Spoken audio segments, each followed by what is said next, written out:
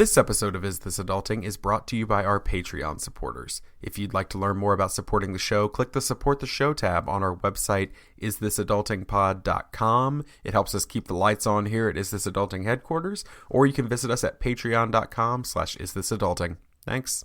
Hi, this is Kira Romans, your best friend from Lincoln, Nebraska, and you're listening to Is This Adulting?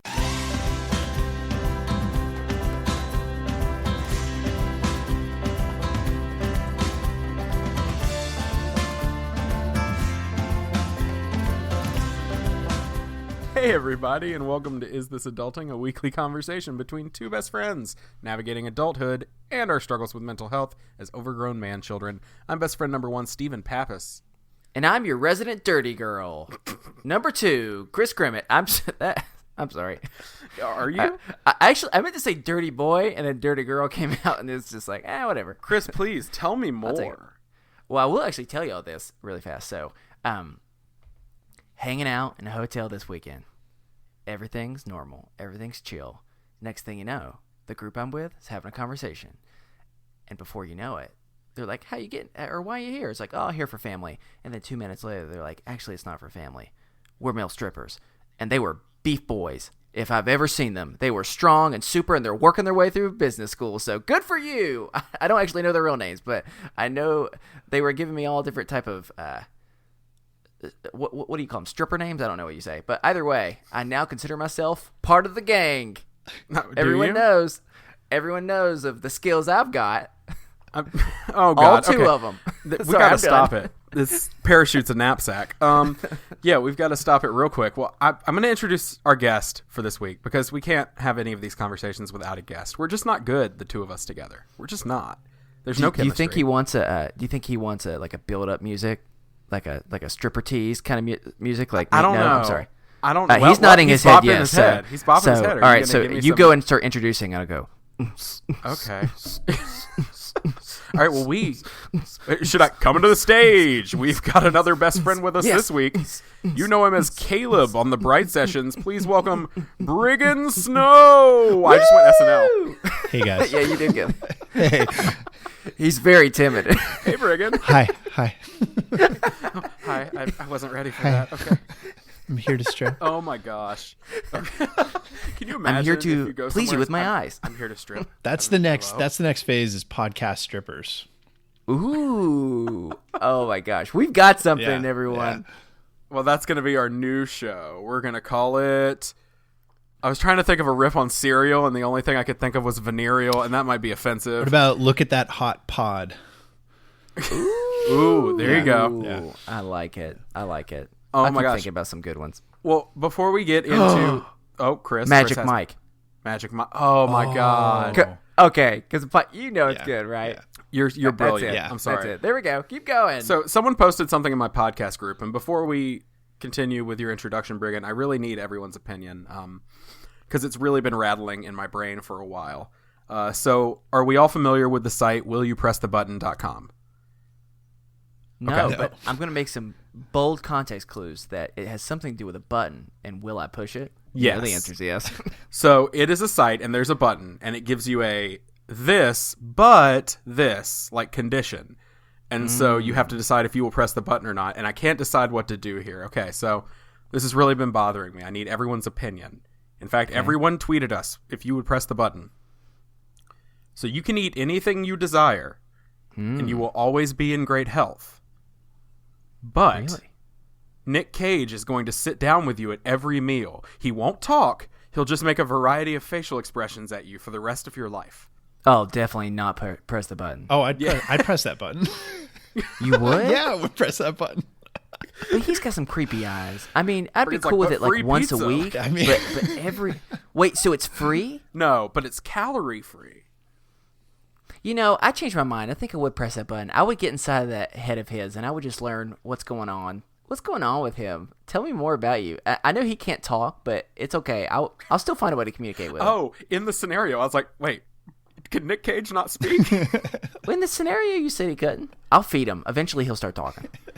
Oh my gosh. Okay, well, I needed to know y'all's opinion because you're both wrong. I am not pressing that button. That is the most terrifying man I've ever seen in my life. Whatever. And I'm not. More food for me. No, I'm not willing to do it. So y'all have fun with your weird Nick Cage eyes. I'm going to be over there getting coronary artery disease. Anyway, we're gonna get into the mental health check-in here in just a second. But hey, first, Briggon, do you want to tell people where they can find you on the interwebs and or your home address? Yeah, actually, social security number 2 or okay, cool. List If of you my would- favorites. We'd prefer if you started with that. Nice. Okay. No, they can find me on Twitter at Briggon Snow. They can find me on Instagram at Briggon, and they can find me in LA if they can. Ooh. Ooh. Briggon, that's can I just exciting. say that your name is phenomenal. Thanks. I mean, not only is it a great human name, it would be a great fantasy character name. It seems like the friend that Harry Potter should have had at Hogwarts. But he got stuck with And- Ron Weasley. Yeah, it just sounds so much worse. Oh, I wish. And I mean, one could argue that it would even be a great name for none other than a stripper. Oh my god. Hey, guys. Hey. Who's walking into Winter Wonderland? Briggon is. Oh, dun, dun, dun, dun. Sorry. I don't know how to make snow referenced stripper name. I'm not very good at this. I'm It's okay. new, everyone. I'm I sorry. immediately wanted to ask you when we first started interacting on Twitter. I wanted to ask you, like, how many people make like Jon Snow jokes, like Game of Thrones jokes at you all the time? Every barista in my life. Really? It's always the baristas. Always the baristas. Yeah. But it's good. Always. Does anyone ever sing you, do you want to build a snowman from Frozen? Yes. No? Yeah. They do? See, these Aha, are all there we good go. things. When I was a kid, people would call me Yellow Snow or like stupid like kid digs and stuff. Yeah, they call me friggin' Briggon Yellow Snow, and I was like, cool, that's fun. Friggin' Briggon Yellow Snow. Yeah. Say that 6 times Yeah. fast. Oh my lord. Friggin' Briggon is definitely like your pro wrestling name. Yes. Yeah. Actually, Briggon is, I think, one of the lines from the R. Kelly Ignition song. It's the frickin' Briggon, baby. I'm gonna have me some fun. Sorry. Yeah. So That could be it my all started with R. walk Kelly. on music as a stripper. Oh my god, this is perfect. I'm sorry. What were we talking about? I don't know. I'm not going to make that joke. Anyway, well, hey, I'll tell you what we're going to talk about. It's housekeeping time. And everybody's like, what? Housekeeping? What's happening here? There's usually an ad here. Hey, we're going to take a little break from the ads for a while. They'll be back. We just want to let you know. Don't worry. Don't worry, my sweet, Ease sweet your children. mind, baby. The ads will come back. We are just we're taking a little break from them for the foreseeable future, just as we work some stuff out. And I also want to mention, if y'all have any feed issues this week with subscription and stuff, just let us know. Just send us an email, and we'll try to figure out what's going on. We had some feed refreshing stuff going on this week, so there's all my tech jargon that's really boring. And now we're going to start this week off just like we do every week with a mental health check-in. So, Chris, how you been this week? It's been a world of ups and downs here at Grimmett Farm. I don't like that. It's very Dukes of Hazzard. I don't. Yeah, them I'm just Grimmett boys were. I'm in such a. That is actually kind of a cool way of doing it. It's been an interesting week. So work is extra hectic right now.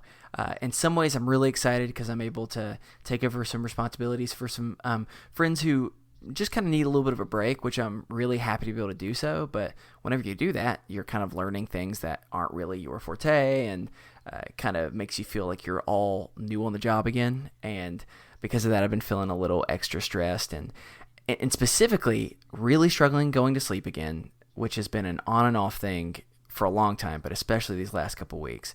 And there's nothing more frustrating when you're already stressed and you're feeling you can't think very clearly, and then you're excited about going to sleep because, 1, you're exhausted. 2, you're like, sweet, I'm going to finally get a good night's sleep. I'm going to wake up the next day and everything's going to be better. And then you wake up and go, well, I feel like nothing happened for the last 8 hours and I got to try and do it again. So that has been really annoying, especially when clearly I've been clenching my jaw at night because I wake up and my jaw is in a lot of pain. And so you wake up and you go, man, that sucked. I need some breakfast to give me a little bit of pick-me-up. And then you start chewing and you go, ouchie, that hurts my gums. And so all the way around, it's not been wonderful. But let me just tell you a random thing that I found out recently that that has helped me a little bit in getting sleep. Okay. So I think I've shared before that sometimes I try and find really, really odd, specific podcasts that, no offense to them, they're amazing what they do. I just don't understand any of it, and so I am able to fall asleep. I've recently found a new podcast. It's all about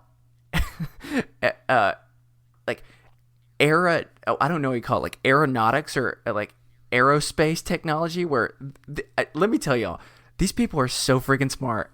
I know 1 out of every 9 words that they say, and because they're so smart and they're all like astronaut people, it's amazing how they talk so calm and so smoothly, and I fall asleep every time in less than like 20 seconds of listening to them.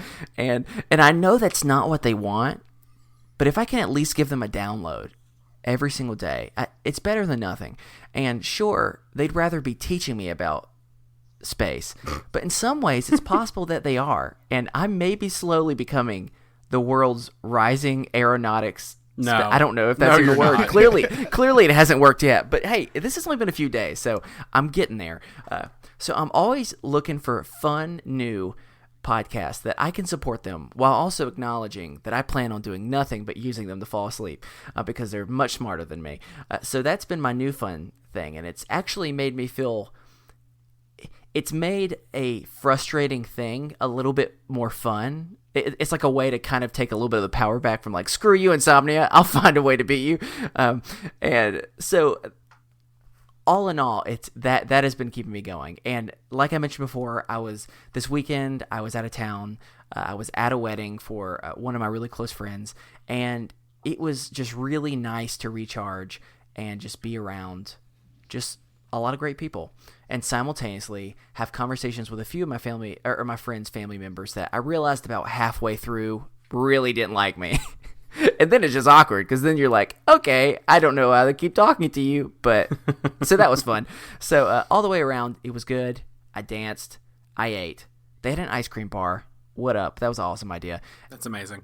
And so that's it. Overall, I'm feeling positive. So I'm glad to be here. Briggon, how are things going with you? They are good. I'm coming off of a pretty busy weekend, working a show, and it was crazy in the lead up to it and kind of consuming all my time.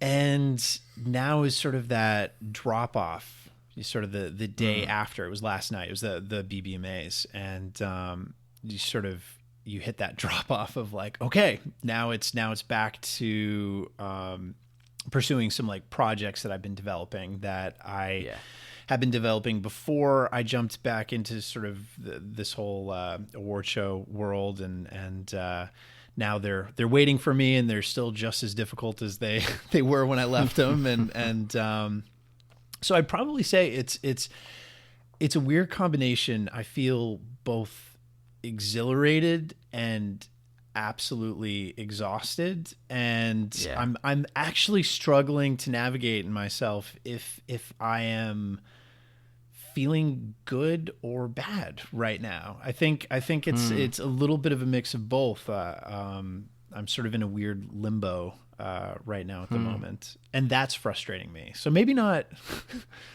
doing so great right now at this moment, because as sort of down the rabbit hole of figuring out where I'm at. But it's I'm beat.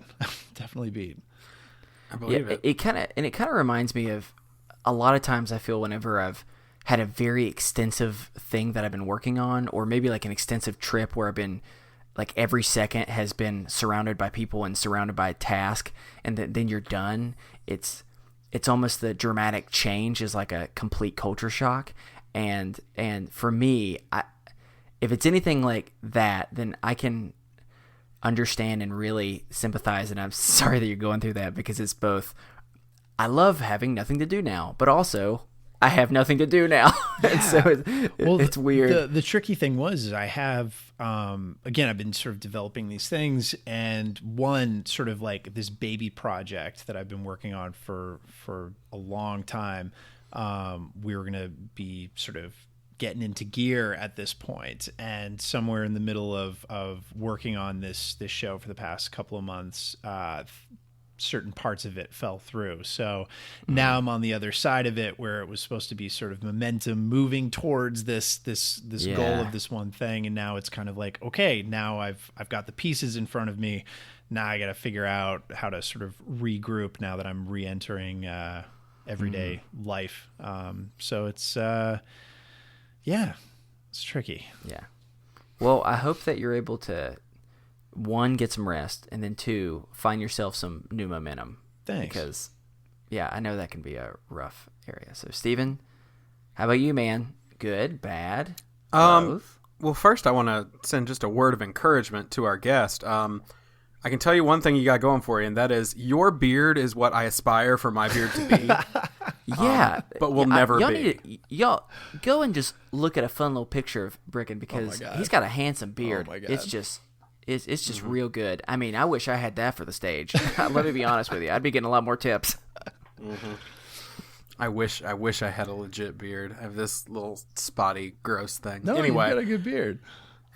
Well, we'll see. I'm actually going to shave down part of it tonight. Don't tell my wife. She won't listen. It's okay. She won't know. Anyway. Also, you will have already have done it by the time that she would listen, so. Oh, Take she that, hears me future. from the other room right now. Ooh, she's a spy. I know. She is. She's always been one. Anyway. Yeah, I mean, things are okay. Things are looking up. It was a rather stressful last little bit, as I have mentioned, I think on 2 different episodes now, because it's been that many since it happened. I was like super dehydrated like a week ago. That's bad news. Might have been 2 weeks ago now. And then I had food poisoning this past weekend. That was pretty rough. Don't want to do that again.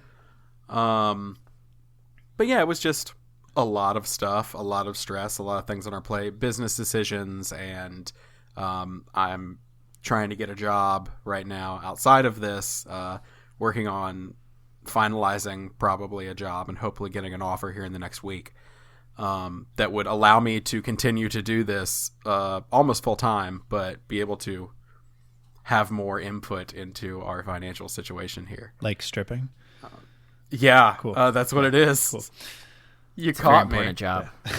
Yeah, it is what it is. It's very tip based, but Wait, did you say tip or tit? I heard. no, I said tip. Okay, because I thought that too, and I was like, well, if that's a joke, that's funny, and if not, that's also funny. No, that's not what. No, don't make me that guy. I don't know. You're the one that said it. Okay, well, I'm sorry. I didn't mean to say that. If that's what I said. Anyway, I don't know what that voice was. That better not be your stripper voice, because that's disgusting. No, it's not. I'll have to come up with something in my best stripper voice. Anyway, yeah. So it's been a little stressful, but it's mostly good things, and like things that I feel like are looking up, and so it's just a matter of hoping that those things follow through and those things happen. Yeah, trying not to be too stressed, but I'm doing okay. I have in the last like week and a half, for people who've been listening a long time, I have been back in that place where like I'm convinced I'm dying a lot, and I've had a lot more anxiety attacks and like moments where I was like, oh, this is it. I'm dying. I went back to my closet for the first time in a long time and slept on the floor of my closet for a while because it was just a safe space. Mm-hmm. Sure. That was a rough night. My poor wife had to sit up awake and just wait for me to fall asleep. But aside from that, like the heightened anxiety, the stress, that's all been really shitty. But for some reason, I don't feel down about it. That's good. It's just been shitty in the moment, but it's not staying with me. Sure. It's not. That's I'm cool. not ruminating on it. Can I ask? Because there's this thing at the beginning of my acting class that I go to every week that the teacher will sort of point to everyone and say, like, you know, say your name and what are you feeling, and it takes away. You're supposed to be like happy, sad, frustrated, whatever it is, and removing all those sort of mitigating words of like a little, Right. sort of, and just sort of getting to the core of what you are in that moment. So, like, do you want to try this thing? Because I was thinking I like as it. you were talking, like right now, I feel anxious. But at this moment, what do you feel? Well, I took a Klonopin earlier, so Feeling chill, the bro. anxiety has subsided. But I feel overwhelmed, I guess is the best word. That's good. Gotcha. Yeah. Christopher, how do you feel? I was trying to think about that. Just gut reaction. Don't think. Yeah. I'm copying you, but I would also say I'm feeling anxious. Yeah. Like just even as you were talking about that, like for me, I feel most of my anxiety in my chest, and I could just feel like the bubbles are coming. I don't know if that's the right way of describing it, but like the butterflies or whatever it is. Anxious is not bubbles. Anxious has always been like a good word for me in the sense that like it can fold in the negative stuff, it can fold in positive stuff. Yeah. I feel like a lot recently I've been feeling anxious for sure. Right. Yeah. Full spectrum. Yeah. I feel like that was me for overwhelmed when I said it. I didn't necessarily mean negatively. Yeah. I'm just kind of overwhelmed. Actually, no better word. Intimidated. There we go. Not by you, but by life. I get that. So that's my word instead. Also be intimidated. Still by bubbles. me, Just. Also, I will because of your beard. man. Yeah. I'll attack you with my beard. You can stash so many dollar bills on that beard. I'm so jealous. Oh gosh. So the about spit theme up is going to be everywhere, so my stripper bad. for this episode. Yeah, I know, Apparently right? so.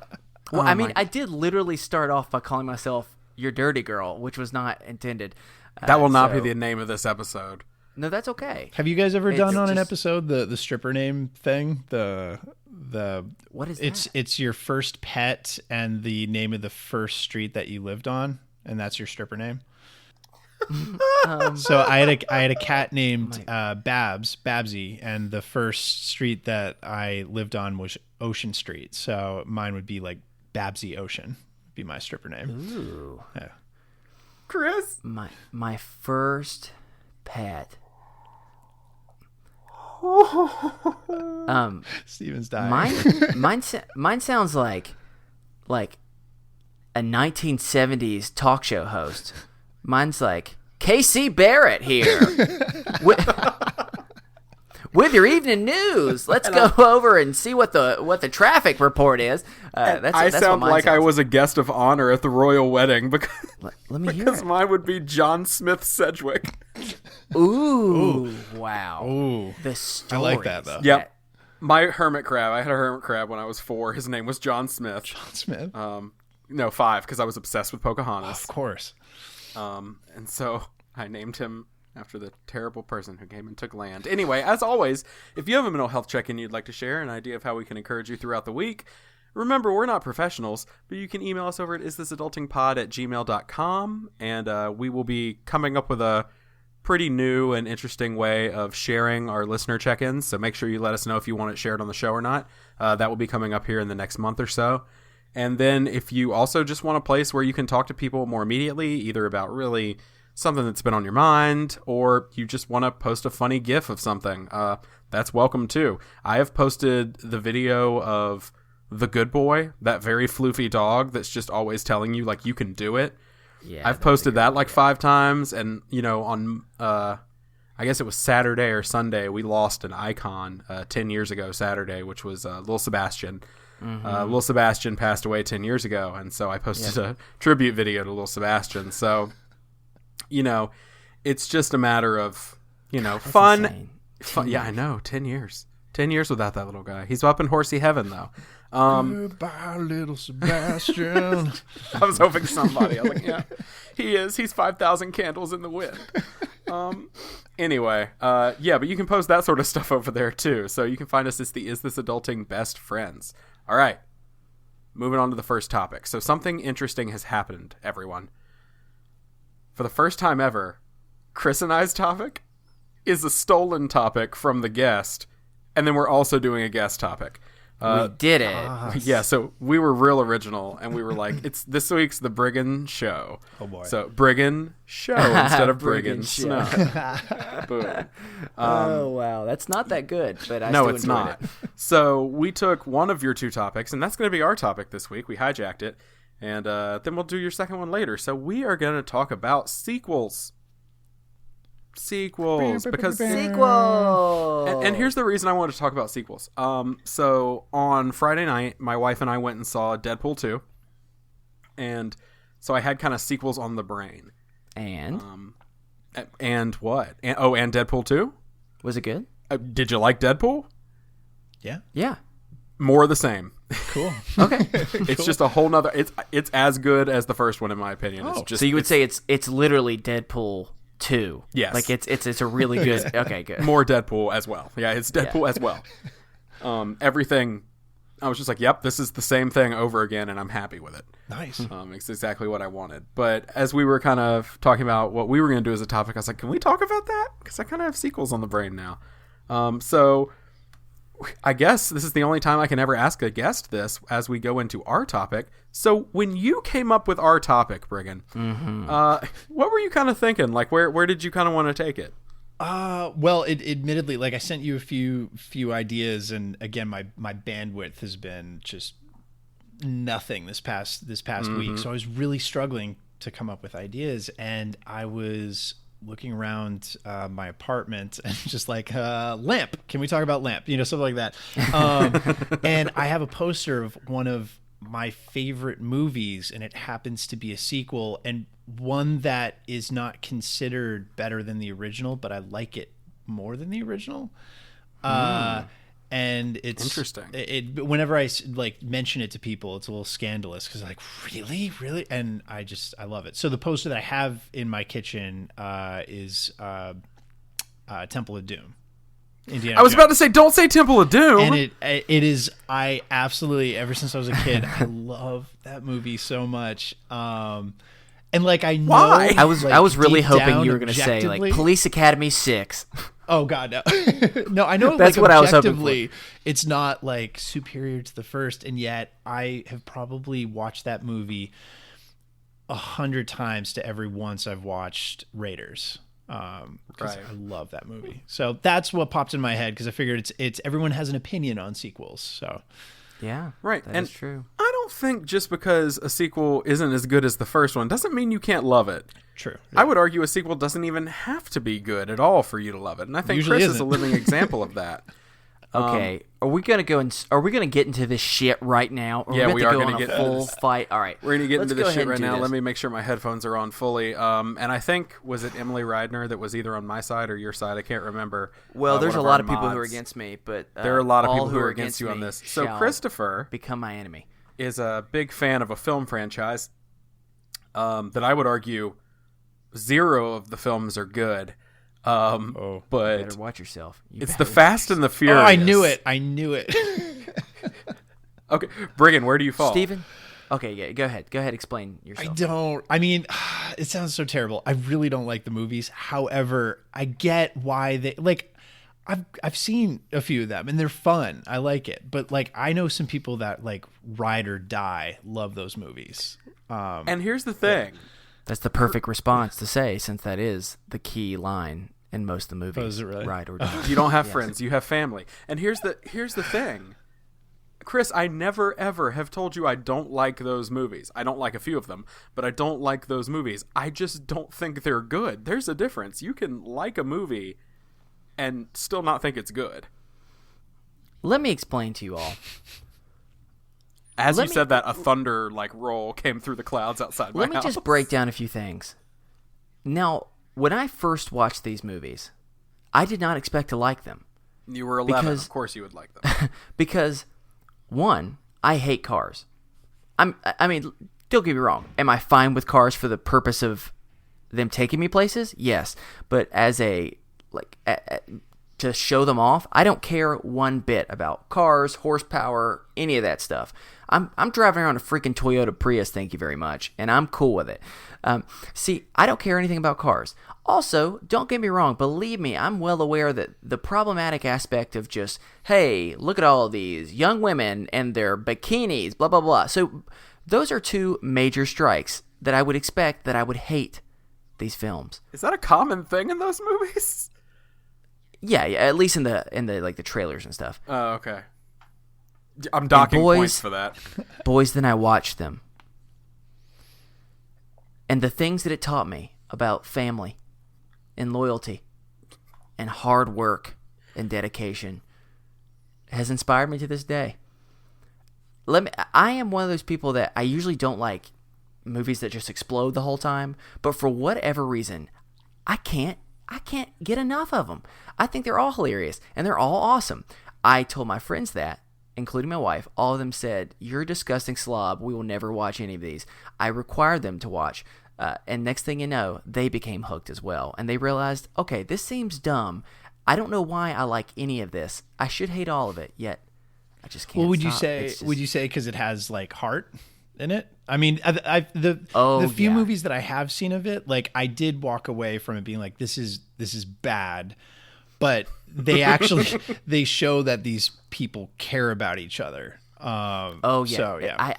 I've built some strong connections with some of the characters. It's hard it's for just me to good. watch a film where the leading role, arguably, Mr. Vin Diesel, is an actor whose greatest performance is as a CGI tree, where he says 3 words for the whole film.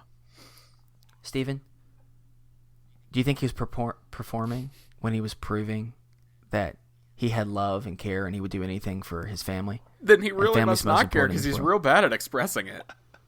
I don't think you have. You even watched the movies? Because all it is about caring for each other. You never leave someone behind.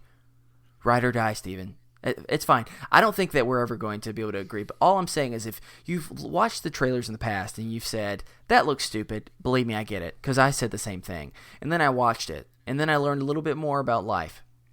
So there you go. Teach your kids the lessons that only Vin Diesel can teach them. That's not a good thing to say. Have you True seen story. his Street Sharks toy commercial that he shot when he was younger? That's disturbing and terrifying. Don't let your kids hear Vin, that. if you're listening, I give you support. I give you support into finding Steven, hunting him down, and taking him because he's talking against family, and you know how we feel about family. So, Briggon, other than Temple of Doom, what kind of sequels do you like? Oh God. I think it goes more into franchise territory and has probably taught me the most about sequels because since I was a little kid, I was obsessed with James Bond movies. Is that okay? Now I get it. Okay. Like the original Connery, going through Roger Moore, Timothy Dalton, Pierce Brosnan. Like I watched them all, and through all of No it, George Lazenby. I'm not a fan of him. Here's the crazy thing: is that is one of the best movies. It's so good. And yet it's George Lazenby and he's not good. But the thing that franchise has taught me, which has been really interesting when other movies have sequels or trilogies or franchises, is more than any other franchise I can point to, James Bond has had the most ups and downs in terms of quality. Like I was there opening night, sitting down in 2002 in 8th grade, ready for Die Another Day, and so ready for it, and then having to like explain away and apologize to friends and family that like there are other great Bond movies. Yep. So That's not one of them. Yeah, and so there are plenty of clunkers, and there's plenty of great stuff in there, and it's I think it speaks to why there are sequels and franchises, which all speaks to what you were talking about with Fast and the Furious. Is even if there's sort of ups and downs through it, there's something about a character or a connection or even a formula to some extent that you just feel comforted by. Like I feel comforted by the fact that even in the old ones, again, it's super problematic, but it's, you know, there's usually 2 Bond girls, one's bad, one's good, and, you know, beats the baddie, gets with the good one, and that's it. And rinse and repeat for the next 24, movies. So it's but there's something comforting. I think it's just sort of, I don't know. I enjoy them. So here's the question, because I was obsessed with James Bond movies growing up. Oh, nice. Favorite Bond movie? This is so tough. I actually really, really love The Living Daylights, and it's Timothy Dalton. And That's a good one. I love that movie. I like Timothy Dalton. He's actually my favorite Bond. and I it's not a common thing. No, he's my second favorite. Yeah. I'm too classic with the Sean Connery. See, that's the thing I love Sean, but like I grew up with Pierce. Like I went to the theater Right, me seeing too. Pierce. I love Pierce, but like Timothy Dalton was just he needed more, man. He needed more. He did. License to Kill was okay. It was okay. I think if they could like just continue off of Living Daylights, which in my mind is like one of the most perfect Bond movies, then Yeah. See, I was From Russia with Love. From Russia with was Love always is my so favorite one. good. Yeah. Yeah. And Chris is over there like, I've seen a James Bond movie. No, Just the way you're looking at us. I mean, for me, I know it's one of the newer ones, and he's by no means my favorite Bond, but Casino Royale, I just love the opening good. sequence. Yeah. No, it's And a you know what great I'm saying? movie. Like from that point on, I was hooked and said, I don't care if this guy's good or not. I'm down with this because of this opening sequence. Yeah. Daniel Craig, So- not my favorite Bond, but good movie. Yeah. Mm-hmm. Martin Campbell Actually- who made Goldeneye. Yeah, one of his other movies are on my worst sequels that I was very disappointed on, and that was Quantum Solace. I just did that not was my like movie. it. Yeah, that's Yeah, I did not like it. I was really Well, you know what disappointed. happened with that was the writer's strike in 2008. So he and the director Mark Oh. Forster kind of like schlocked together something and kind of pooped it out and was like, "This looks pretty." Yeah. And yeah. So it was rough. You can tell Yeah. there was a lot of poop. Yeah, Yeah, there was no solace in my heart once I watched that. That's for sure. All right, Oh my let's gosh. start doing a quick rapid fire. What are some other good ones? Good ones? I mean, Yeah, the let's go. greatest sequels of all time, in my opinion, are, and yes, this is the like cinematic one you have to say, but Godfather Part 2, Yep. Empire Strikes Back, and The Dark Knight. yeah. I mean, those three movies. The Dark Knight, in my opinion, is a near perfect film. There's some plot hole. There's a little bit of plot holes, but acting, production, cinematography, soundtrack, brilliant film. Empire Strikes Back is the Empire Strikes Back. It's Yeah. the pinnacle of Star Wars. Yeah, I mean, those are kind of, and Godfather Part 2 is arguably like the greatest film ever made. So What about it's one of those like Weekend at Bernie's too? Was that that one I have not seen. Oh. shame? I know, right? Just the first one. Should have made Weekend it at a Bernie's trilogy. 2. Bernie starts to smell because it's been a little bit too long. Yeah. Yeah. All right, here's a few more for me. I personally loved Mission Impossible Ghost Protocol. I did not expect yeah. to like it, and it was really good. I liked some of the Oceans, like Ocean's 12, I thought was a good one. Some of the other ones I felt didn't go as great, but at least Ocean's 12 I thought was pretty good. Yeah, it got really good reviews. Don't give me that Ocean's weird 12 look. is the one that I always consider to be the worst of the three. All right, fine. Go look on a list of best sequels, and you'll see Ocean's 12 is consistently rated as one of the high ones. All right, So take Chris. that. It's almost And as then if you looked on a list of sequels right before this. I did to just jot my memory, but then I was reminded in a conversation we had a minute ago of a sequel that I think we would be just ashamed if we didn't include, and that's Magic Mike XXL. Which is actually so good. It's What? a great I haven't film. seen it. It's really? better than the first, and it's Yes. arguably like an incredible A good movie. feminist film too. Like it is. Yes. It is good. What? Yeah. Oh, Chris, I'm not okay. joking. You have to see Magic Mike too. Yeah. All right. Well, I guess I'm gonna have to watch both of them. I feel like I have to watch the first if I'm gonna watch the second, right? I mean, watch both because they're fun. But yeah, Yeah, they are fun. The second one's like a good movie. The Yeah. first one's fine. yeah.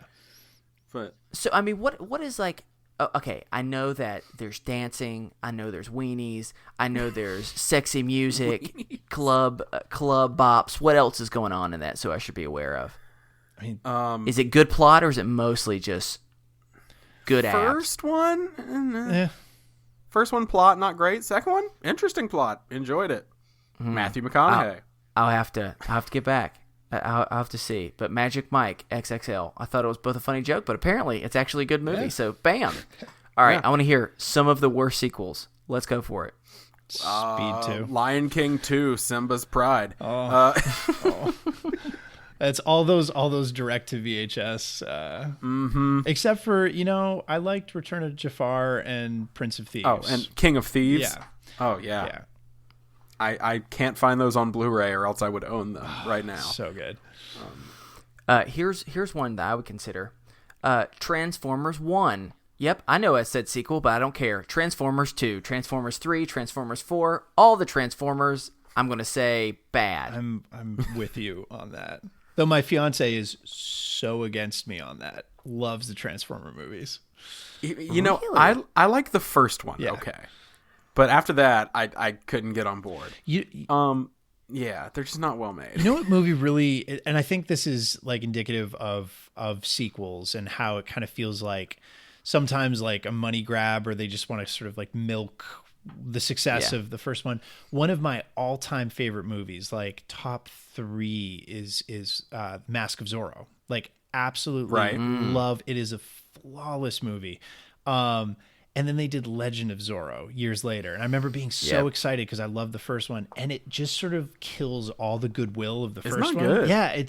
I hate when sequels take something that is so great and just ruin it. Can we count the Star Wars prequels in that? Because Yeah. does that count? Like, yeah.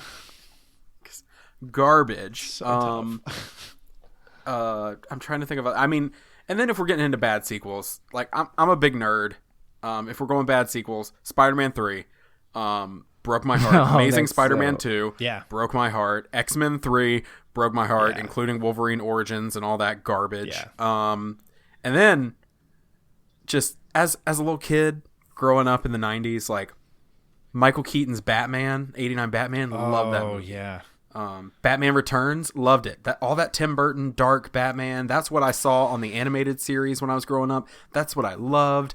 And then Batman Forever happened, and Joel Schumacher made something terrible happen. And after that, it went even further downhill with Batman and Robin, and which might be the worst film I've ever seen. But you know what's so interesting? I've got a question about that because they're so bad, but I'm wondering if we owe a debt of gratitude to Schumacher for making those, because it pushed everything in such an extreme cartoony way that Nolan's Dark Knight and sort of these broodier, more conflicted superheroes maybe wouldn't have happened. That's true. You know, I mean, it's almost like the 90s were sacrificed a little bit for this really great sort of resurgence of superhero stuff.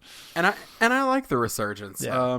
So I guess I will give them that. But also I think we are all remiss if we don't mention one of the greatest films of the 90s, which was Air Bud. Oh, yeah. And then you got Air Bud 2, Golden Retriever, or Wide Retriever. No, Golden Receiver. Golden Receiver, sorry. And then World Pup, which was the soccer one. Have you seen Air Buddies? The Air Buddies movies? Oh, is that the one with the puppies? It's a series of golden retriever puppies. They go to space. They become doctors. I don't know. It's their little doctor puppies. I can't help it. All right, I have another one for you though. I'm going to tell you a movie I love a whole lot, and I'm going to give you just a little bit of quote. I found it because I wanted to have you have the whole experience, and that's what made me so sad for the second and third sequel. Stephen, can you do me a quick favor? Can you just pretend like you're giving me a call? Okay, sure. Yeah. Yeah, let's act it out. Come on. Just. Right. I don't know who you are. I don't know what you want. I didn't say if you're looking for ransom, I can tell you I don't have money. But what I do have are a very particular set of skills. Skills I've acquired over a very long career. Skills that make me a nightmare for people like you. If you let my daughter go now, that will be the end of it. You're kind of messing up my thing. I will not look for you. What's happening? I will not pursue you, but if you don't, close. I will look for you. I will find you, and I will kill you. Whoa. See, I loved Taken with all my heart. I thought that was Love Actually. Okay. No, that was Homeward Bound 3 is what that one was. It was a really dark turn there. Don't talk about Homeward Bound. I don't want to cry. That is true. Sorry, it was Casper. Is that better? Yeah, Taken was such a good movie. And then talking about milking it for what it's worth, they're just kind of like the person who got mad because Liam Neeson killed literally every person they've ever known, decides to come back with a new army and is going to take a vengeance. Oh, wait, nope, he kills them all again. You think he's done? No, this time the third one's going to happen, and they're going to take some more people. yeah, it's just the first one's great. The other ones made me very sad, and so that's another one that it has to go on the list. I'm sorry, Liam. You did good, and then you did real bad. And as we kind of head toward the game segment, I do want to say, way to cut me off there, jerk. No, you seemed like your thought was complete. I have a very particular set of skills. Don't cut me off. No, I'm not afraid of you. Your skills are eating goldfish and not knowing how to boil water. Anyway, and I can dance. And dance and teaching organized dances to people. I do want to talk about my least favorite sequel that's been happening here very, very recently. Oh, also, I think we should all touch that the only good Pirates of the Caribbean was the first one, and then the rest were garbage. The second two are bearable, and then after that, it's just all gone. Yeah. But the first one's the only good one. Anyway, no, the sequel that's been happening around the world here in the last few days, and this is going to date this a lot. 2 or 3 years ago, there was an event. And there was a dress. And this dress was either black and blue or gold and white. And then last year, there was a pair of shoes. Mm-hmm. And these shoes were either pink and white or blue and gray.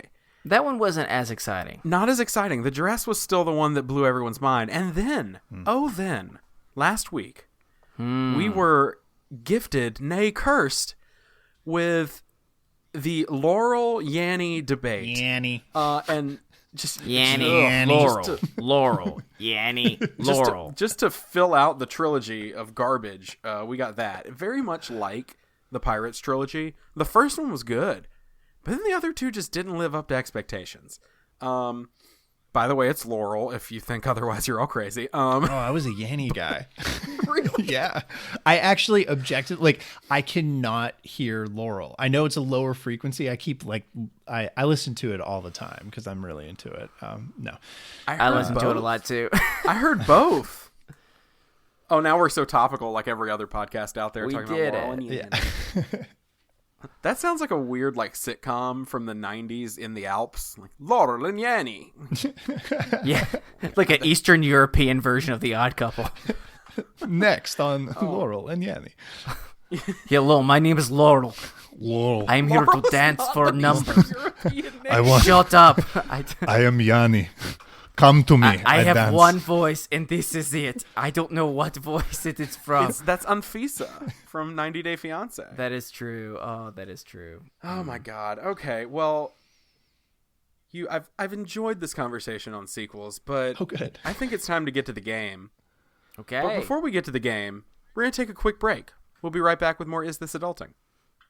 Ba-da-ba-ba-ba-ba-ba-da-ba. With Casey Barrett, your local news whatever it was.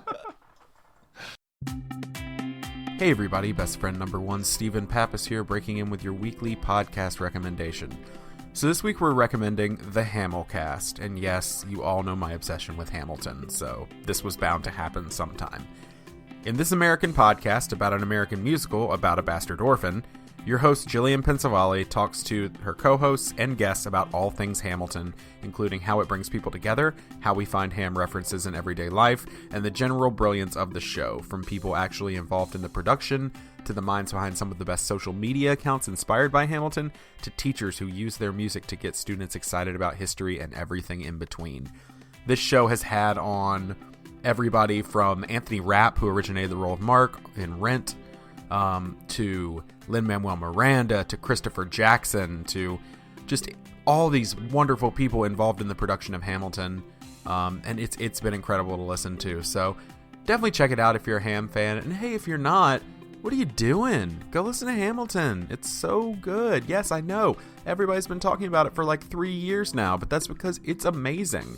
And hey, we have a Patreon bonus episode where I wax poetic on Hamilton for a while. So definitely go check that out. You can find it on Apple Podcasts or wherever you get your podcast. Back to the show. I'm such a mom. I'm like, everybody okay? Anyone need tinkles? You guys? Tinkles? Tinkles or sprinkles? Just let me know. Oh, God. Okay, we're back. I'm going to leave that in. Okay, oops. We're back and it's game time. Hey, Chris, what game are we playing this week? I don't know, but I'm going to lose. That is probably not true. I didn't weigh this one against you. So yeah, I did the game this week, which is out of the ordinary, and I've kind of realized I kind of like doing the games, even though my games aren't as fun as Chris's. My games are basically all a variation of the same game, where I give you two things and you tell me which one is real. So I was inspired by you, Briggon. You playing Caleb on the Bright Sessions. You're an actor. IMDb should totally recognize your credit. Just saying. Thanks, if you're listening, IMDb, do that shit. But you acting and like, I'm sure you as well as us, you know, we were in high school theater.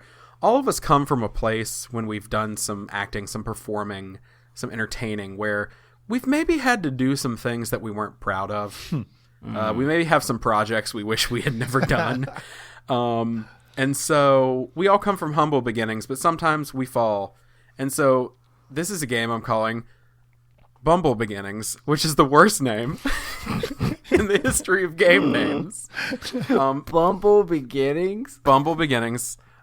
Hey, Chris, it's still better than Human Thesaurus, which was the name of your game last week. That is true. Hey, I or 2 weeks ago, even though yours had a catchy jingle. Yep. But this one, so what I've done is I went for this version of it, I went with actors who fit into that millennial range. So people similar to us in age. Okay. And anyone who's like, oh, not to me.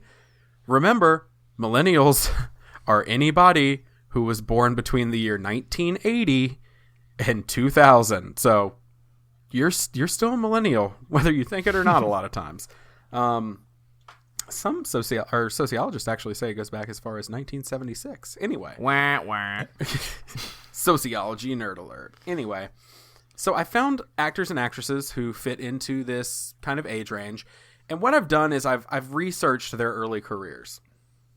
And I'm going to need you to, I will read you two options. And you're going to buzz in. You're going to tell me which one you think is real. And which one you think I have made up. And so I'm going to need you to have a buzz sound. So I'm going to need you to say buzz. No, you know what? I'm going to need you to say pick me in your best stripper voice. Oh. See, all right. I've got mine. So Briggon, do you want to go for yours first? Oh, mine was going to change throughout. I don't know. I was going to try different variations of strippers.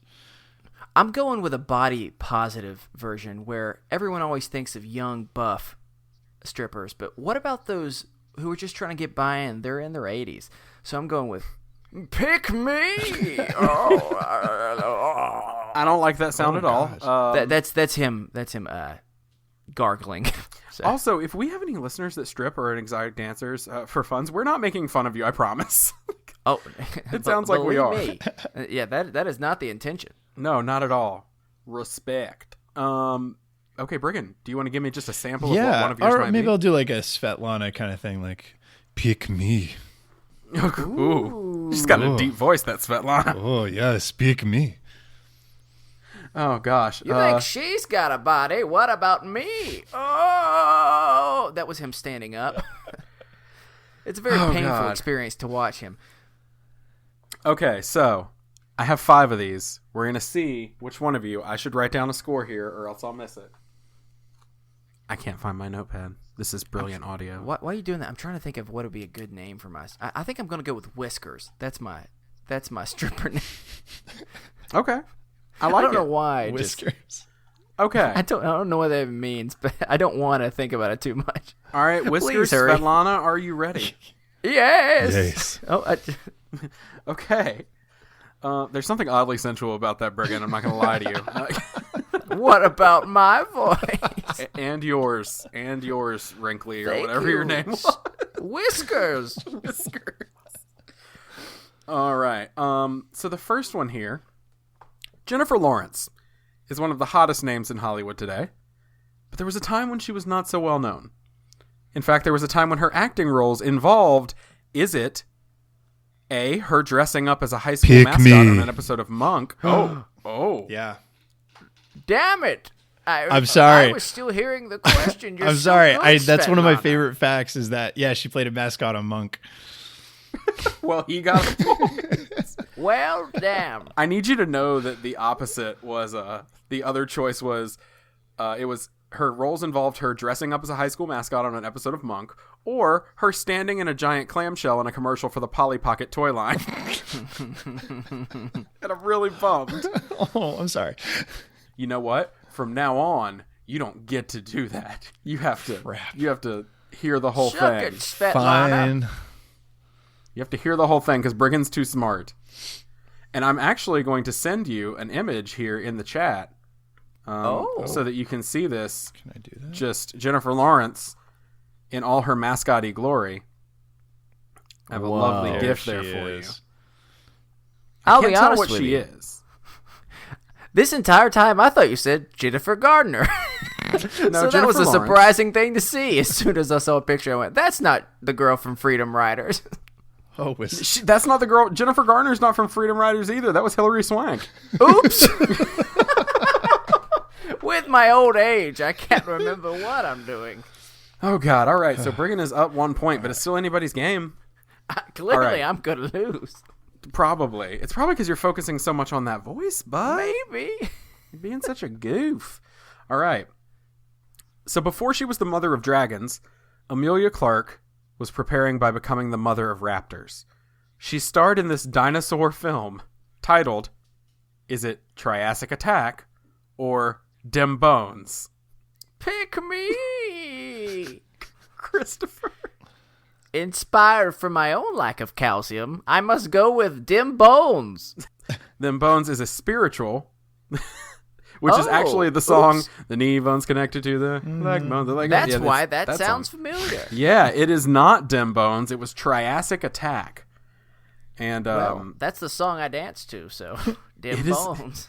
it is a story about her and her friends being locked in a museum where the fossils come to life and murder them. So I am now going to send you just an image of her in that film. This is Hilary Swank? No, no, that's not Hilary Swank. Wow, yep. So now you can Oh, see wow. That Amelia sounds so Clark good. there. Very young Amelia Clark. And we will put all these images up on our show notes as well so everybody can see them. All right. So, Christopher, you got that wrong, but Briggon didn't get a point because nobody got it right. So Briggon's still up Shuck by it. 1. Yes. Oh, Getting well, early. actually, considering what voice I'm doing, I maybe should use a different phrase. Oh, I don't like whiskers. Get It makes me away, uncomfortable. dummy face. Okay, All right. I'm done. Keep going. Number 3. Emma Stone may have won 2 Academy Awards, but she started out doing award-deserving voice work. Early in her career, she voiced, was it London Tipton's beloved dog on The Sweet Life of Zack and Cody, or Shrek's niece, Femina, in Shrek 3? Pick me. Briggon. Shrek's niece? No! Oh, no. Are you serious? She voiced London's dog on The Sweet Life of Zack and Cody. And I feel really bad because I Before we even watched talk that show. about that- before we talk about that, I think I need to let the entire audience know that whenever Briggon goes to select or to buzz, he is truly. I don't even know how to like his spirit is taken over as Svetlana, and it's not just the eye. It's not just his voice. All of a sudden, his eyes change and they get sultry, and every time I know he's about to say something, his eyes get like that, and then I'm just so like, oh, that I don't know. Are you doing that just to throw me off? Because it's working. That is how I hypnotize you. Oh God. I unfortunately do not have a picture of this one because it wouldn't look like Emma Stone. It would just be It's a dog.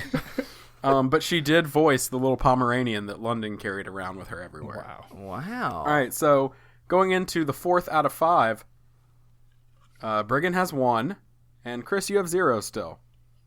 But there are 2 Going more. strong. Anyone can win. All right. Number 4. She may be fighting for freedom of the galaxy with her leading role in the new Star Wars trilogy, but Daisy Ridley has always cared about helping people in need. Early in her career, she was in an instructional video series about how to spot food addiction, or an instructional video designed to teach people CPR. Pick me. Pick me. I did it. I think I might have got it. I think it was Chris, but that was close. Well, as an expert in CPR, because I have it happen twice a week on myself, I'm going with that one.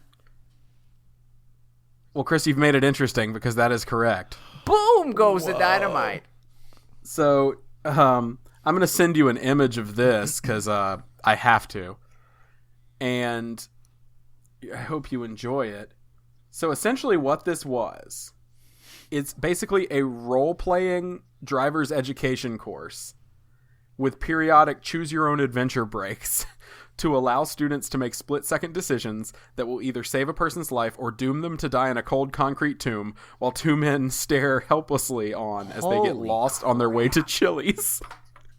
Wow. Every word of that is true. Wow. When was this? I mean, if you look at the image, it was clearly a while ago because Daisy Ridley looks like she's like 13. It was between Force Awakens and Last Jedi. It was a passion project she worked on.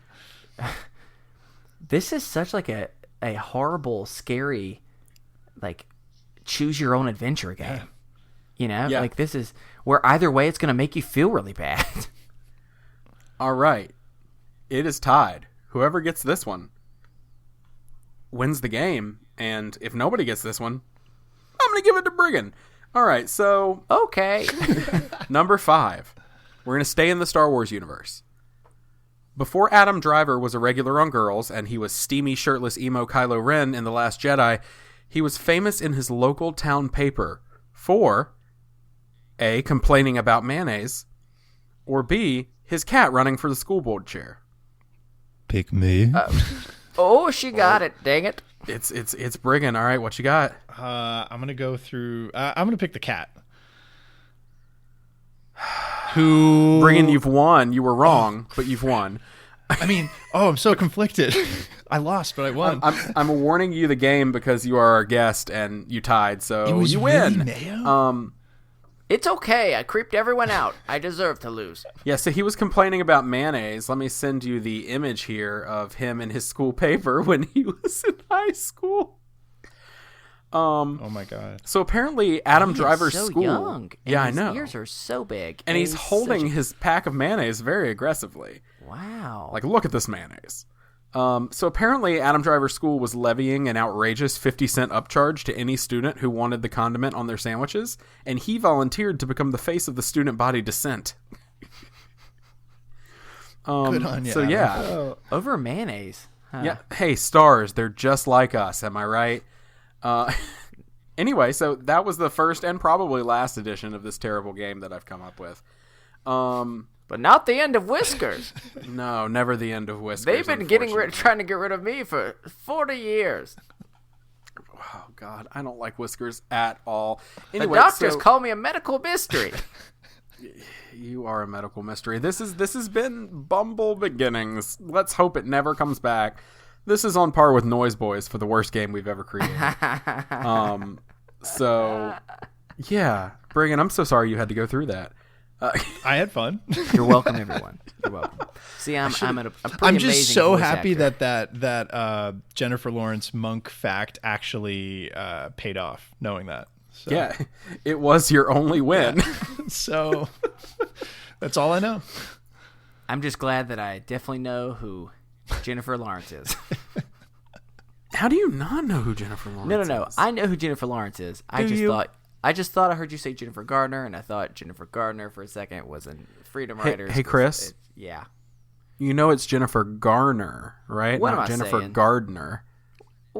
I didn't know it until now, so I'm really embarrassed. I've told this story literally almost every episode on the show, but hey, Briggon, let me tell you about the time that Chris thought that the word voluptuous was voluptuous Oh, for Thank his you whole for life. being sweet. I'm sorry. I just assumed because they like to describe people as voluptuous when they've got lumps. The end. I'm really appreciating Briggon's reaction to that. well, I wish I could make total fun of that, but Pizza Hut when I was a kid, up until I want to say freshman year of college, I always called it Pizza Hot when I was a kid, and I never paid attention to the signage. It was just like, oh, that's Pizza Hut. So I remember like freshman year of college being like, let's go to Pizza Hut, and they were like, my friends were like, what? What? Yeah. I, until college, called it Aeropostale or Aeropostale because I didn't realize the T was pronounced, and everybody's like, no, it's Aeropostale. And I'm like, no, it's not. Oh, my God. Oh, I don't. Either way, I think mine's still worse. My parents, when they went on a trip when I was in high school to like Italy, they spent like a couple of weeks out there with some friends. When they came back, my mom, we were in the mall, and I give her crap about this all the time, but we passed by Aeropostale, and she's like, "Oh, Aeropostale," like she was like she was all Italian. I was like, "No, Mom, no, no." I dated a girl in high school that her dad called it Aeropostale. And I was like, oh. What fancy polos at the Aeropostale. Yes. Oh, my gosh. Well, Well, we're going to... I was just going to say, in my last defense of voluptuous, most people are probably voluptuous, but there's one person who definitely is voluptuous. Any idea? Is it Whiskers? You know it is. The doctor can't find all my lumps. There's too many. I don't like him at all. I'm a lumpy boy. Sorry, I'm done. I'm a lumpy boy. Okay, I'm done. I'm gonna make sure that is engraved on your tombstone. Anyway, so we're gonna move on to the final topic of the evening. Switch gears a little bit. Hey, Briggon, you came up with this one too. And I really want you to explain this one because it's a really cool concept that I'm excited to talk about. And it's such a deep twist from what I've been doing, so I'm sorry. Yeah, we're going everyone. from whiskers to some very serious talk here. So you threw out the idea of materialism, and I was like, oh, materialism. And I read what you were describing it as. I was like, interesting. So do you want to speak to that real quick before we get into the discussion? Yeah. So I was thinking about... the things that we have, items that we collect, and how we imbue them with personal sort of like weighted and special meaning, kind of use them as like totems in our life, and also how we use them to sort of project to others who we are, like what we are about. It's sort of like a shorthand.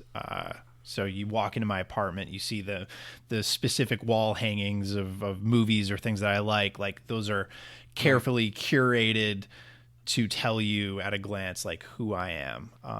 But the reason that I this came up was, or this version, because I was having issues with again coming up with topics, but I really, really struggle with throwing stuff out. I'm not necessarily a pack rat, but if you give me something, then all of sort of the personal meaning and love that came from that, I feel like if I'm throwing that out, I feel like I'm throwing out that love and that meaning. So I mean, papers, like stupid things. I hold on to things, and it takes a lot for me to get rid of. So that was sort of the main sort of idea. Yeah. So for you, when you say you struggle with getting rid of things, I mean, would you say this is everything, or do they tend to be more things in particular that you really latch on to? It's I'm super sentimental about stuff, so it's like things from, I mean, obviously things from my childhood. It's always tough to get rid of that stuff, but like I don't know. I remember having a conversation with my mom when I was very little. It was one of my earliest memories, and it was even like before Toy Story or something, but I had in my mind like getting rid of like a toy or something I thought was essentially killing like a living thing. Like because I had put so much meaning into this thing. And to some extent, like I have on my nightstand since I was a little kid, I still have it and it's still working today. It's a Nickelodeon alarm clock. With like the slime and everything, and I've had it forever, amazing. And it's still working, and it's an amazing thing. And it kills me to think of like someday when it is busted or I have to get rid of it, because there's such a level of importance that I've put into that. It's almost, again, like when I talk about things as like totems, things that represent memories or you know, it was sitting on the nightstand beside me when, you know, this happened, or like anything like that. But yeah, so I just put a lot of meaning in things, and it's not necessarily like materialism and sort of like money and showing off. It's I just, the thing that's sort of tied in with it is what I really care about, which makes it hard to sort of get rid of stuff. Yeah, so I'm a person that I don't get a lot of things, but I totally understand where you're coming from with. So I am not really good at taking pictures consistently.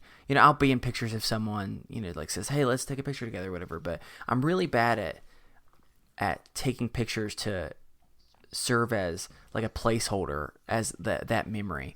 So because of that, I think I really attach certain items to like a location or to a relationship that I have. Like when you were talking about things from our childhood, and one thing that my wife, totally understandably so, has said, hey, we should probably get rid of is I have a lot of game systems from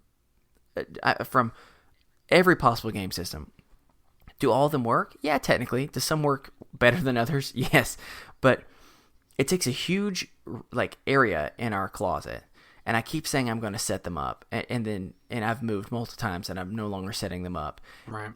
But there's just something about the memories that I have connected from everything from when I brought them to college, and the memories of me and Steven playing on that to as a kid or when I first got them.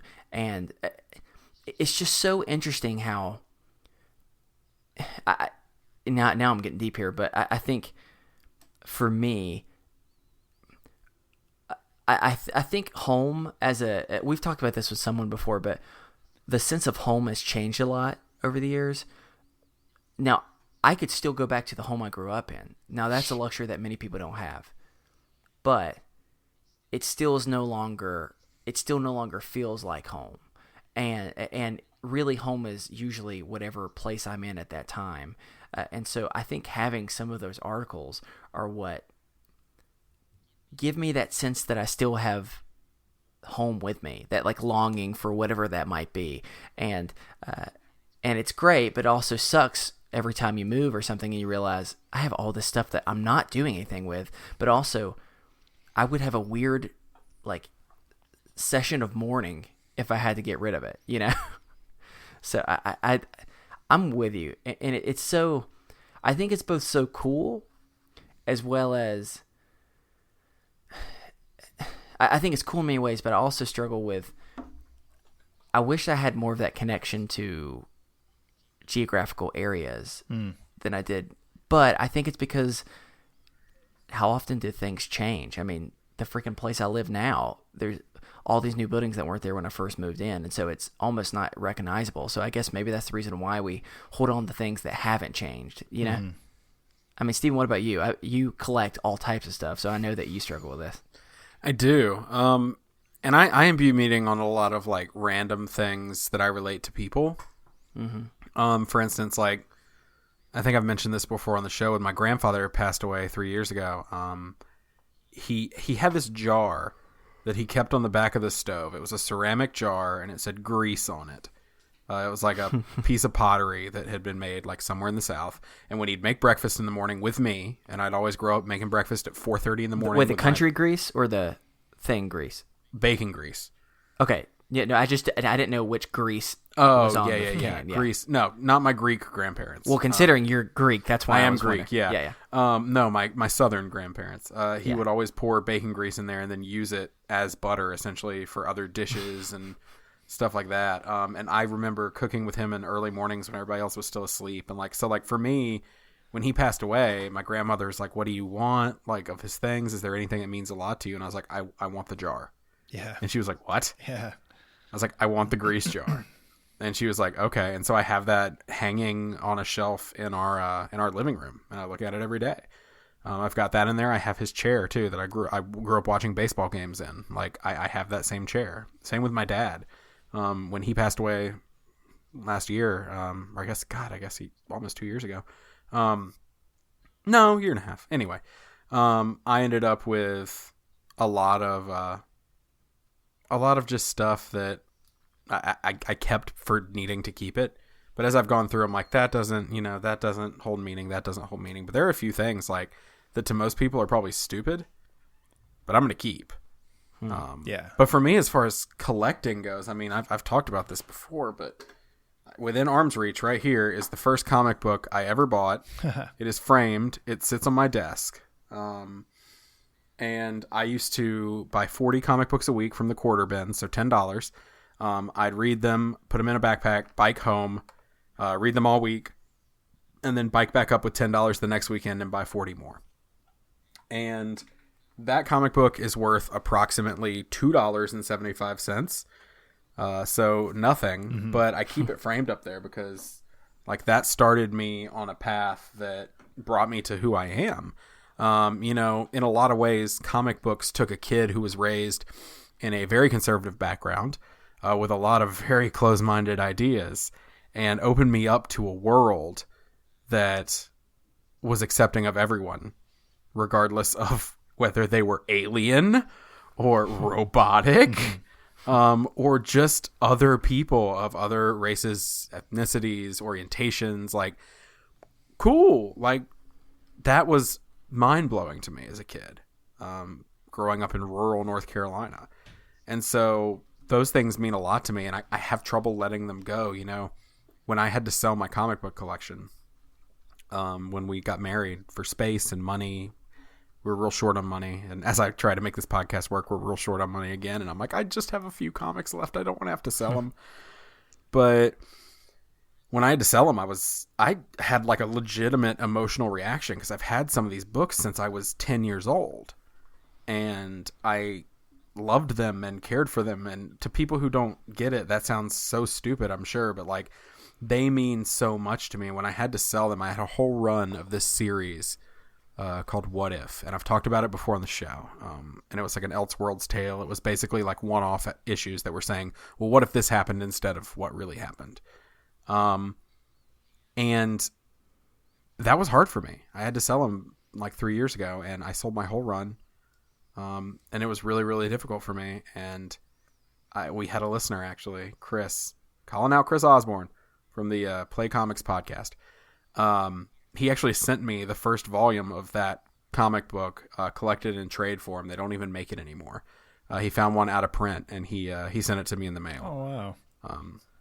Which was awesome. And because I was really missing those things because they connected me to being a kid, in a way that I think sometimes I miss that innocence. I miss that. I miss my view of the world when everything seemed safe and like normal. Yep. I think I've talked about this 2 weeks in a row. I know I sound like I hate the world, which I do in a lot of ways. But, it connects me to that. It grounds me. Like, it leaves me there. And so I give a lot of meaning to the things I collect. Well, I think especially the stuff, you're talking about the things that made you. I think when you're living, I mean, as an adult, and an adult in any time in history, but like right now, the one that we're living in, where it is, it feels like everything is on fire at times. I think sort of going to the things that you are essentially made up of, there's like a purity to it. It's sort of like finding, not retreat, but just sort of like checking in with yourself to making sure that all the parts that make you are still there and still like pristine, and just like for me, it's funny. I have all the, like, we talked about James Bond earlier, and being a big fan, and I have all the, like, the new Blu-ray set, and it's great and it's awesome. But like up until a couple of years ago, I still had the VHS tapes that I had collected that I had put up above my bed and like would look at every time I entered my room and left, and just sort of adoration and like, wow, I have that, and that's my thing, and that defines me. And so it's really hard to get rid of something that I don't have a VCR, like nothing that I could watch it on. It was the worn VHS covers that I had, pulled the VHS in and out of so many hundreds of times that, they are just objects. And I think there is a line you walk where you obviously want to find meaning and fulfillment in the world and people around you, and absolutely that. But I think you can't disregard the objects that we've collected in our lives that are essentially, the things that make us who we are. So I think that's beautiful. I mean, I love that someone sent you that. Because the great thing about that is not only was that important to you, but these objects also can connect us to other people and show us that we're not alone and that they care about it, or that they care enough about you to share that. It's we sort of communicate through these things. So it's that's super beautiful. I love that. Have you ever thought about, a very popular show for many years, and I know it's still technically on, I think, but I don't know if it's still popular, but it's the show, it was like American Pickers or something, where it's two guys going and finding, as they would describe it, like hidden gems in like old storage rooms or whatever it might. But at the same time, for me, I've thought before about all of those things. Yeah, maybe a lot of it happened to be things that just was in the closet that just kept getting bigger and bigger and stuff. But it is crazy to think that there are things that are very important to me that will, whenever it's my time to like move on, it won't have that same meaning for other people. I've been given like family heirlooms before that I feel torn to where I both very much appreciate the sentimentality of it, and I appreciate my family members who've given me something, but I didn't have that same connection to them as they did, but they wanted to give it to me because of how much of a connection it was. And you feel guilty about that. And you simultaneously think, what are those things that is going to be like that for me? Even the fact, like, there's things that my wife would never want to get rid of that for me, I don't care. We could donate it tomorrow or vice versa. And sometimes that's hard to handle too, Yeah. And that's a scary thing in some ways. Yeah. Because it really makes you realize, like, oh, life is fragile and short. Like, it's a terrifying thing to talk about on a podcast that a lot of our listeners have anxiety, Christopher. No, I'm sorry. I'm just kidding. No, I'm just kidding. Because I've totally had that thought of like my things, like looking around this room right now. I'm just like, some of these things that mean so much to me are just junk to other people. And whenever I shuffle loose this mortal coil, they will be junk to those people. They probably won't care. Well, they'll be junk to some people, but they'll also be special to another person. I mean, I have like old toys that I love that were new toys to somebody at one point. So it's which is, I think, is also like another beautiful way to sort of like talk about just how we all relate to each other, and there are people out there that don't give a crap about me or know me or whatever, and that's totally fine. But there are people who love and care about me, and I think that sort of is reflective in these objects and things. And it also sort of like, it's interesting because talking about being in a couple or having a partner, James and I, as we're moving towards getting married, I have all these things, he has all these things. And so then when you sort of put a life together, create a life together, those almost represent sort of parts of you that you like, because we're getting rid of some of our stuff and we have new stuff that we've gotten together. And like, there are important things that I still have and important things that he still has. So there's a level of not necessarily compromise. It just feels like evolution. There are certain things where you have to let go of certain things to create new memories and meanings in whatever you do with your partner or collect with your partner. So it's I don't know, it's I can sort of track my life through objects. And I know it's really kind of weird and it sounds like that's the only thing that I'm putting meaning in, but I get it. Yeah, it's these sort of like lifelong totems that sort of carry you on through your life, and it evolves and changes. So yeah. Like even one I've seen a lot is like people, I mean, I used to do this all the time too. You just keep so many t-shirts from your past. And then there's those people who come up with a cool idea of how can we still remember it, and so they make like a quilt or something out of them. Which is always, that's a cool way to be able to continue to remember. Or what was from the Queer Eye show where they took that guy's dad's clothing and made a quilt, and I boohooed. Yeah, that was freaking amazing. Yeah. So, and I think so many cool ideas. It have that idea of having totems to like document your life and like remember things and times in your life and points. Like that makes a lot of sense to me, because like anytime somebody looks at me, because Briggon, you can't really see, but I have tattoos. I just hit my mic. I have tattoos up and down and all over. And anytime somebody's like, well, what are those going to be like when you get old? Or what if you regret getting that later? I'm like, I've never gotten that, because in my head, I'm like, this represents a moment in time. This represents a moment in my life. And while it's not really, I guess, material, but it is something that I can hold on to that reminds me, like, whether it's, you know, I got this huge Spider-Man piece as a memorial to my dad when he died. I got this tattoo with Amanda because our listeners supported us on Patreon, and I bet them that wouldn't happen. Yeah.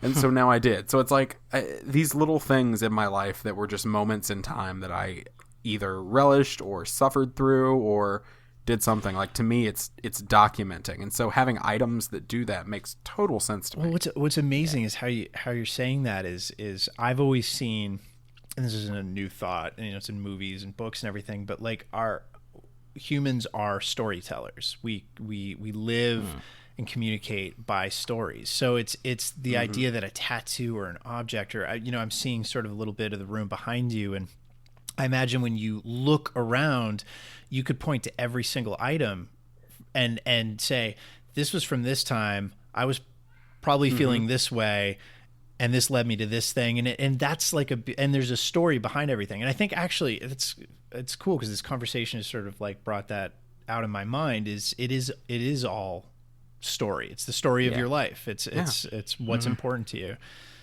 And it connects you, like you said, with people. Like as we're talking, I'm still looking around, because my office is very busy.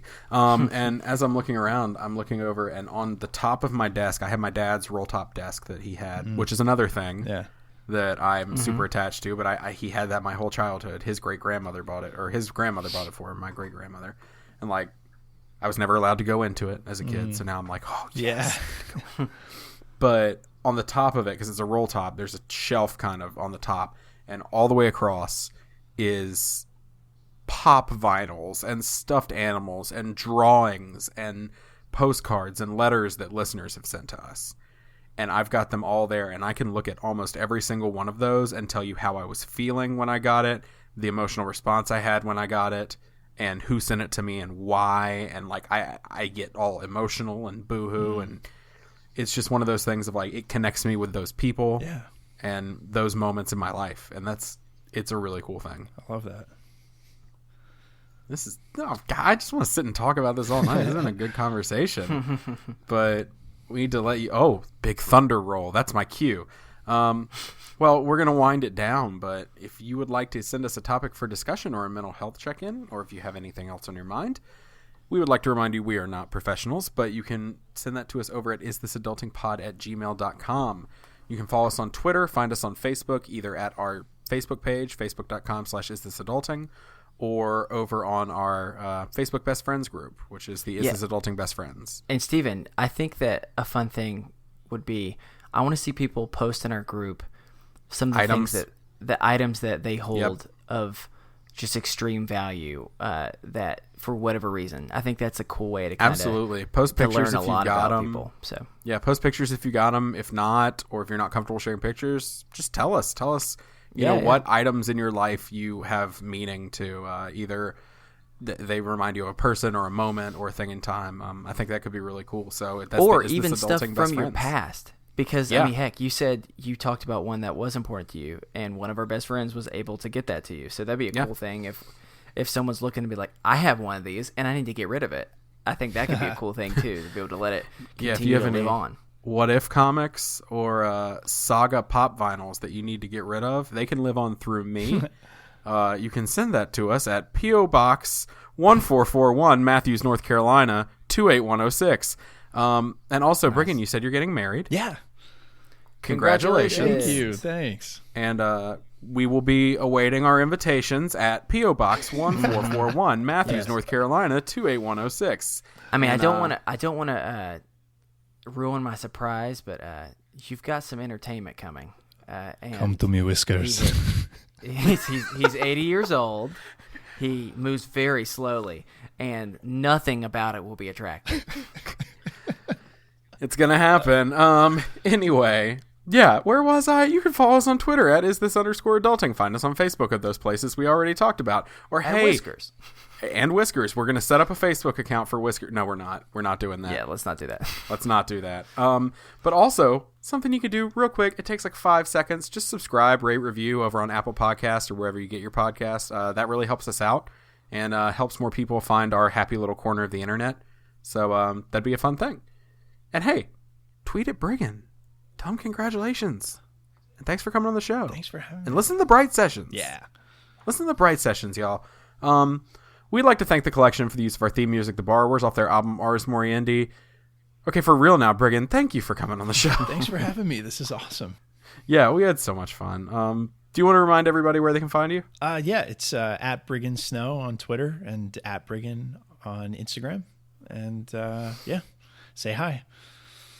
Cool. And Bright Sessions, y'all are wrapping up, right? Yeah, we're finishing off the series, but we have 2 spin-offs planned, and there's like books coming out, so it's not the end. It is only the beginning, as Travolta says in Grease. It's so good. Caleb's the best, by the way. Grease 2, definitely the best Yeah, sequel. we missed that one. And Lauren was on before this, so I didn't get a chance to tell her, but episode 50 was fucking phenomenal. Oh, I'm glad. Yeah, that was. It was amazing. I'm so happy. Do you want to tell everybody what you did?